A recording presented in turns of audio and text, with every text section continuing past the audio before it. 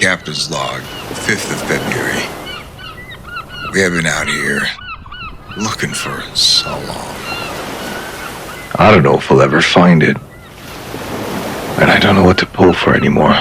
This herring guy has got us chasing ghosts. Ghosts.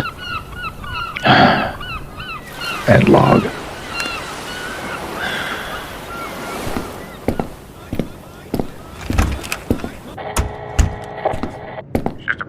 Anything new? No, Captain, but please don't give up. We need you, Captain. Don't tell me what to do. Years of my life wasted on this ghost hunt. Don't talk to me like that. You guys, oh my god, I think I found it. Hello? You guys? You guys, hello?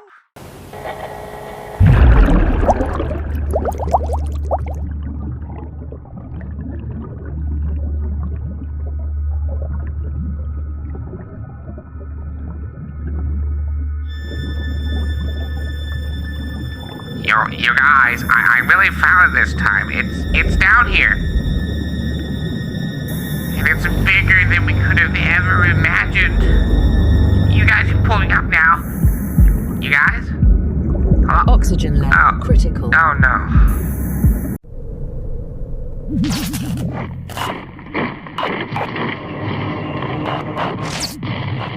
Hello, dear viewer. Ever your servant, I have decided to cave to your requests and demands for a video on the Banu merchantman. And let it be known that I am now a most merciful and considerate content creator. We must now do a deep dive to find this not-so-forgotten vessel and raise it once more to uncover its secrets for your viewing pleasure. Now, this is going to be a fun one for me in particular, because I'm going into this rather blind, as I'm one of those people who never understood the hype for this ship. And I'm saying this as a Perseus fanboy, which tells you all you need to know about my sensibilities and opinions. At least, though, the merchantman enthusiasts have better taste than some other segments of the community, and my friends.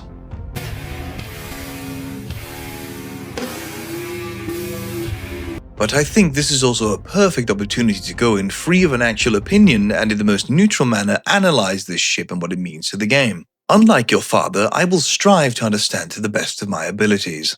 You want the truth? You want the truth?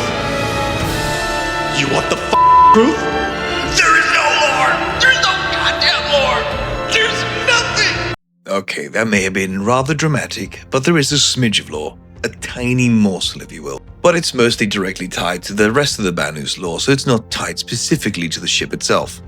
But the fact is that the Banu are famous merchants in the verse, and this means they really love their cargo ships. The ship is produced by the Banu Suli, but Suli means guild, so I guess this is a non-specific placeholder name. But what's important with the Banu merchantmen is not the lore history, but the actual real-life history, for now at least. Current status of the highly anticipated Banu merchantman. Now this is where we find the true lore of the Banu merchantman. The delays, the reconcepts, the hope, the cope, the betrayal, and the pain. The Banu merchantman made its first appearance as the $27 million stretch goal in 2013. And as the game has grown, so has this influenced the design of the merchantman. You can see clear iterative states where they have gone from the far more aggressive look close to the Vandal to the now far more friendly and Banu-like we're used to today. However, due to the short time of research, I was not able to scrounge up too much information about what happened during this period of time other than, the normal delays and such things. I attempted to find forum discussions or developer posts, but I was unable to find anything more substantive than, "They delayed it again, boys. It's over."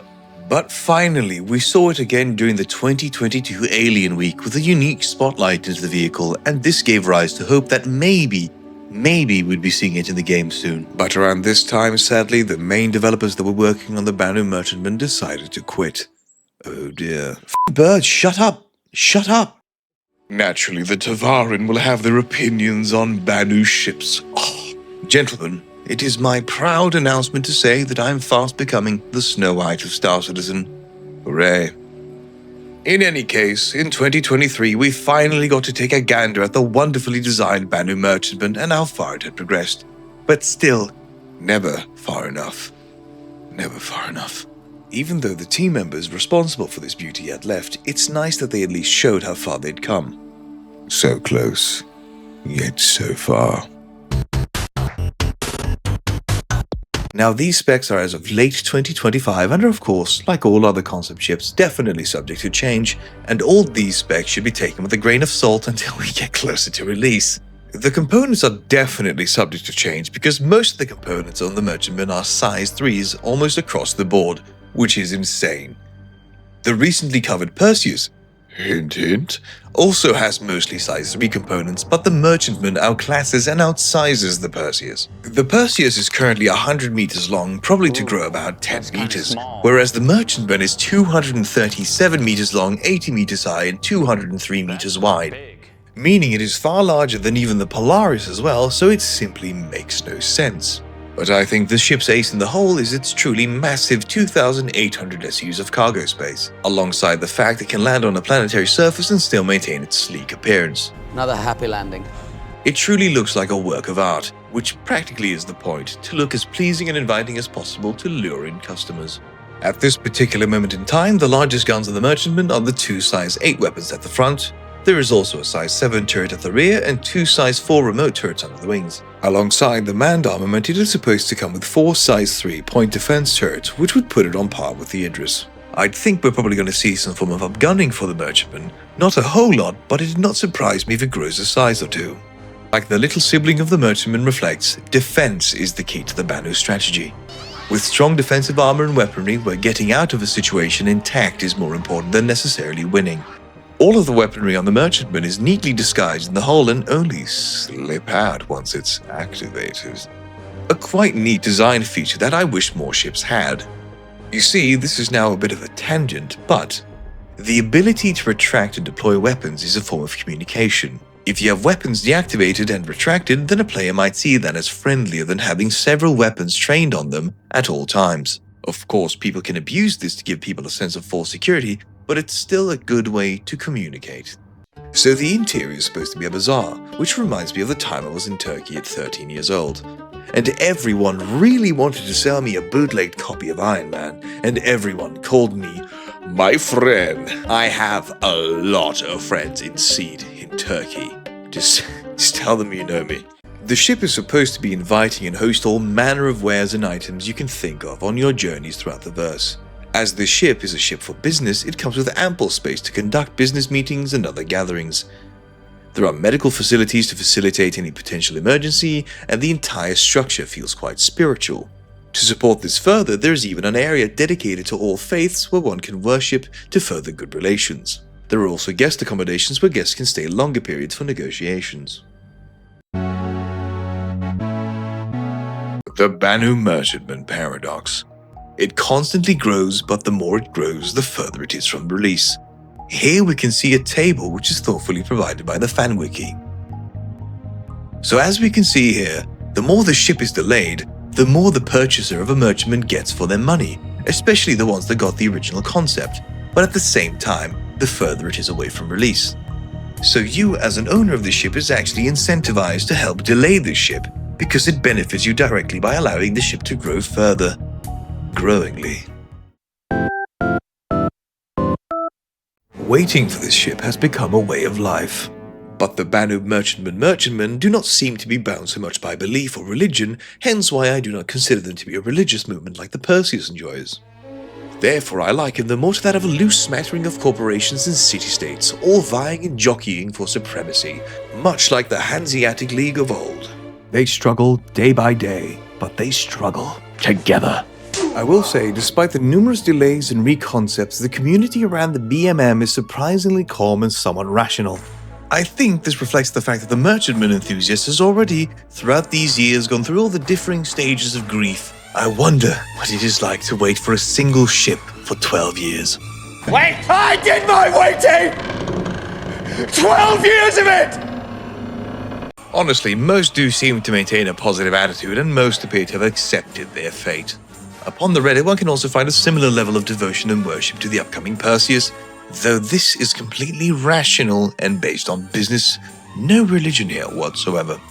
Yet the delusion appears more in a textual format rather than that of memes, or perhaps I was not able to penetrate the deeper bedrock to find, well, more. It's a shame really, because all the Banu merchantmen want to do is sell you their wares for a good price. A special price only for you, my friend. Oh god, I miss Turkey. But in any case, your friends and your loved ones are going to love this ship. Give this to Bishop. Tell him it's all gonna be okay. But hey, at least you're a merchantman enjoyer and not an Endeavour enjoyer. It is difficult to ascertain what impact this ship will have due to its size and planned capabilities, so this part is going to be a bit of speculation on my end, so do keep this in mind.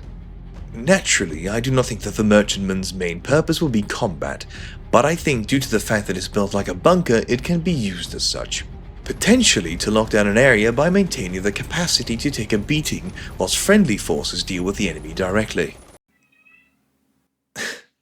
But having yet another ship be made or intended for combat is boring. What I hope that this ship will bring is more player-to-player trading, and per extension, a fully or more fully player-driven economy. What I think strengthens that point is the bazaar, the internal shopping mall where you can have several vendors or merely a diverse set of wares yourself. Having more player-on-player action that is not violence is always a great thing to introduce. And what better use for the merchantman would it not be to encourage more fluid and positive player interactions than having a player-driven shop? And this is why I think that we won't be seeing the merchantman for a while. I think even later than 1.0. I suppose it's time for Astrid to give us some commentary as well. Either she's very hungry or she really wants the Banu merchantman out today. I specifically went out and looked for information to see when the merchantman would come out or if the development had been restarted, but I found nothing. So guess we'll have to wait for a bit longer. What's 12 more years, boys? Even though we've seen several false starts, I can't really blame CIG for the reluctance to develop and implement this ship. There is so much to this ship that needs to be implemented first for this vessel to properly shine. I'd hate for the merchantman to be released and be a half-working mess like the whole sea that sadly, even though I love the sea, fell flat on its face on release. That docking bug costed me several million and you bet your ass I won't forget it. The Banu Defender may have established the design language of the Banu ships, but at the same time, the merchantman is going to define it. It needs to be released, yes, but it needs to be done right. Despite how awful it is for those who invested in the ship, I think the ship being delayed is ultimately a good thing. You guys will never see this ship. In any case, I've decided that I as well now want one, and do with that information what you will. Thank you all very much for watching. I decided to keep things short and tight for now, as these smaller projects are far more to my ability to manage and edit to a higher standard of quality. I'd also like to take this moment to thank all those who have subscribed, liked, or left a comment. Considering little over a month ago, I sat at a comfortable 35 subscribers, and now being at over 900, it feels quite surreal. I cannot wait to completely sell out so I can buy myself a javelin with my YouTube millions. And also do be so kind as to notice there is now an Discord, which all are very much welcome to join. Link in description. Be aware, however, there's only 15 of us in it currently, and so far it's turned into a cesspool already, so join at your own risk. Like, comment, subscribe, and ooga booga. More crap to come.